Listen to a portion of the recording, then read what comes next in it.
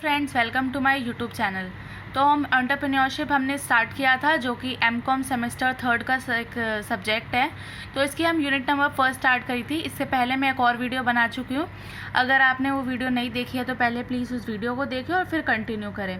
तो आज की इस वीडियो में हम बात करेंगे कि एंटरप्रेन्योरशिप के क्या क्या रोल होते हैं, उसका डिफरेंस क्या होता है इन्वेस्टर्स के साथ, और साथ के साथ उसके क्या क्या करेक्टरिस्टिक्स होते हैं हमारे एंटरप्रेन्योरशिप के। तो स्टार्ट करते हैं। Entrepreneur play an important role. जो एंटरप्रेन्योर होता है वो एक इम्पॉर्टेंट रोल को प्ले करता है किसके अंदर, इकोनॉमी के डेवलपमेंट के अंदर, जिससे कि इकोनॉमी को हम अच्छे से डेवलप कर पाए। तो इसलिए एक एंटरप्रेन्योर का एक अच्छा मतलब इम्पोर्टेंस होती है। The important contribution towards economic development, मतलब कहाँ कहाँ पे उसकी ज़रूरत पड़ती है इकोनॉमिक की डेवलपमेंट में। Could be through providing employment. अब जैसे कि कोई इंसान है, उसने बिजनेस शुरू करा, तो अब उसने बिजनेस स्टार्ट करा तो उसके बाद उसे क्या है, एम्प्लॉयज़ की भी ज़रूरत पड़ेगी। तो इससे क्या है, एम्प्लॉयमेंट जनरेशन होगा। कंट्रीब्यूटिंग टुवर्ड्स जीडीपी, मतलब वो जो भी कमाएगा उसके बाद उसको साथ के साथ जीडीपी उसका इंक्रीज होगा कंट्री का। Contributing towards foreign exchange, infrastructure development, getting innovation, technology development and creating new avenues F business. तो ये था हमारा उसके रोल क्या क्या होता है। अब इसके की रोल की बात करते हैं तो उसके अंदर हम क्या क्या देखने को मिलता है। Entrepreneur promote capital formation. तो इसमें हमारा क्या प्रमोशन होता है, capital formation by mobilising the idle saving of the public. फिर है it provide immediate large scale employment. इससे क्या है, एक लार्ज स्केल एम्प्लॉयमेंट डेवलप होता है। तो जो कि रूट कॉज होता है एक सोशो इकोनॉमिक प्रॉब्लम का, मतलब किसी भी प्रॉब्लम का मतलब क्या है, रीज़न क्या होता है कि लोगों के पास एम्प्लॉयमेंट नहीं है, तो इस वजह से तो कंपनी को फेस करना पड़ता है। फिर उसके बाद आता है हमारा third, concentration of economic power. Economic power के अंदर कॉन्सेंट्रेट करता है जिससे वो रिड्यूस होता है। फोर्थ है it promote balance regional development. Regional development को वो इंक्रीज़ करता है।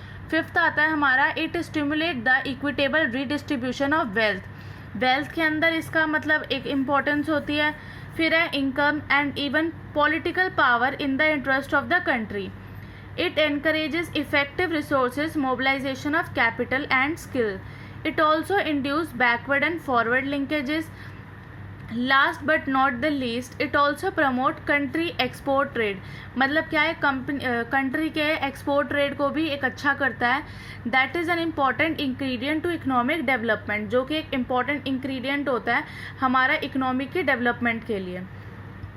अब इसके रोल की बात करें, प्रमोट कैपिटल फॉर्मेशन, मतलब अगर आपको पॉइंट याद करने हो तो इसके 10 पॉइंट्स है।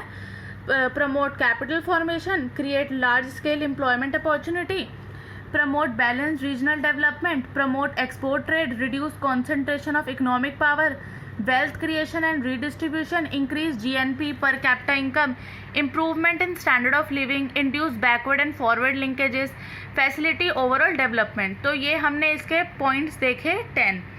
तो उसके बाद हमारा आता है एंटरप्रेन्योर का कैसा, मतलब क्या डिफरेंसेस होते हैं उसके इन्वेस्टर्स के साथ।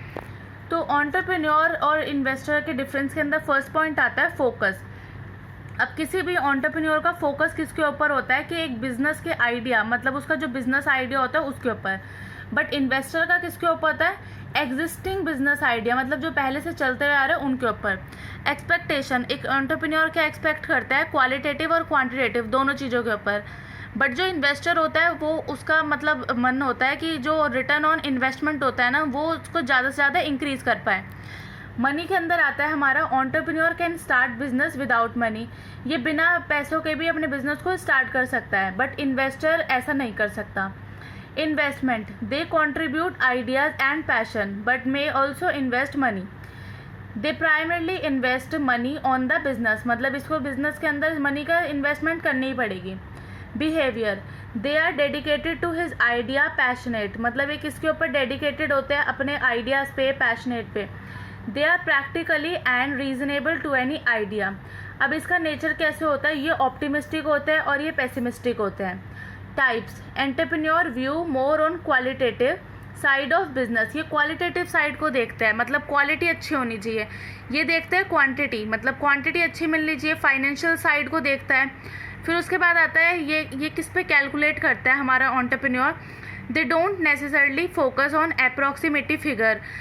Of return on a business, they usually calculate the return on business. ये रिटर्न ऑन बिजनेस को कैलकुलेट नहीं करता, जबकि जो हमारा इन्वेस्टर होता है वो कैलकुलेट करता है।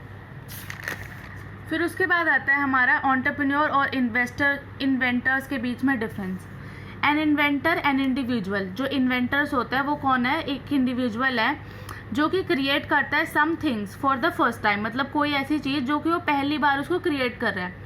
Is a highly driven individual motivated by his और her own work and personal idea, मतलब अपने खुद के पर्सनल आइडियाज़ को या अपने खुद का काम करके वो किसी चीज़ को डेवलप कर पा रहा है। Entrepreneur fall in love with the organisation, जबकि जो एंटरप्रेन्योर होता है वो मतलब बस उसका सारा फोकस किसके ऊपर होता है, ऑर्गेनाइजेशन के ऊपर, अपने न्यू वेंचर्स के ऊपर, and will do anything. Inventors fall in love with the invention, और जो इन्वेंटर्स होते हैं वो क्या चाहता है, इन्वेंशन करना। एंटरप्रेन्योर चाहता है ऑर्गेनाइजेशन के ऊपर फोकस करना। तो इसमें ये डिफरेंस होता है। फिर आता है हमारा entrepreneurial attributes. An entrepreneur play a distinct role in entrepreneurial activity, जो एंटरप्रेन्योर होता है वो एक इम्पॉर्टेंट रोल मतलब प्ले करते हैं एंटरप्रेन्योरल एट्रीब्यूट्स के अंदर। इसके अंदर क्या है, ये इन्वेस्ट करते हैं अपने वैल्यूएबल्स को, स्केयर फाइनेंशियल रिसोर्सेज को, और ऑर्गेनाइज करते हैं अपने प्रोडक्शन फंक्शन को।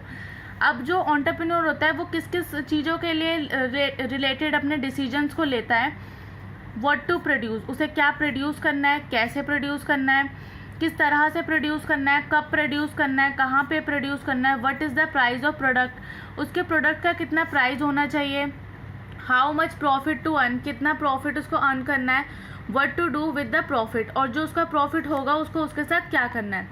थर्ड पॉइंट आता है हमारा entrepreneur is a need based function. जो एंटरप्रेन्योरशिप होता है वो हमारा नीड बेस्ड फंक्शन होता है। As a logic outcome the product और services offered by an entrepreneur process utility, किसके ऊपर फोकस होता है, प्रोसेस यूटिलिटी पे। Production is not for self consumption, जो भी वो प्रोडक्शन करता है वो ऐसा नहीं है सारी अपने खुद के लिए ही कर रहा है, but it is offered for sale in the market.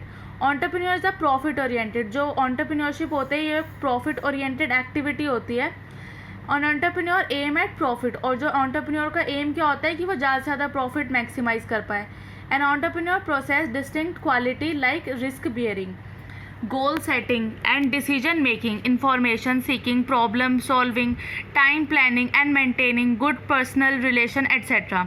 तो ये सब इसके क्या आता है, मतलब वो करना चाहता है, जो भी उसकी क्वालिटीज़ है जो भी एंटरप्रेन्योर की, तो हमने वो देखी। The entrepreneur is the owner of the venture, जो एंटरप्रेन्योर होता है वो ओनर होता है वेंचर्स का, और उसके पास मतलब अपनी खुद की एम्प्लॉयमेंट जनरेशन होती है। He is a creator of wealth, उस मतलब वो इंसान है जो कि क्रिएट करता है वेल्थ को। अब इसके क्या क्या करेक्टरिस्टिक्स होते हैं तो उसको हम लर्न करते हैं। हार्ड वर्किंग, जो एंटरप्रेन्योर होता है वो बहुत ही हार्ड वर्किंग होता है। Desire for high achievement, highly optimistic, good organiser, innovative, independence और फोरसाइट। तो ये थे इसके करेक्टरिस्टिक्स। अब उसके बाद हम नेक्स्ट वीडियो में देखेंगे इसकी क्या क्या क्वालिटीज़ होती है हमारे एंटरप्रेन्योर की। तो आज की वीडियो में बस इतना ही, और अगर आपको मेरी वीडियो पसंद आई हो तो प्लीज़ लाइक करें और मेरे चैनल को सब्सक्राइब करें। Thank you.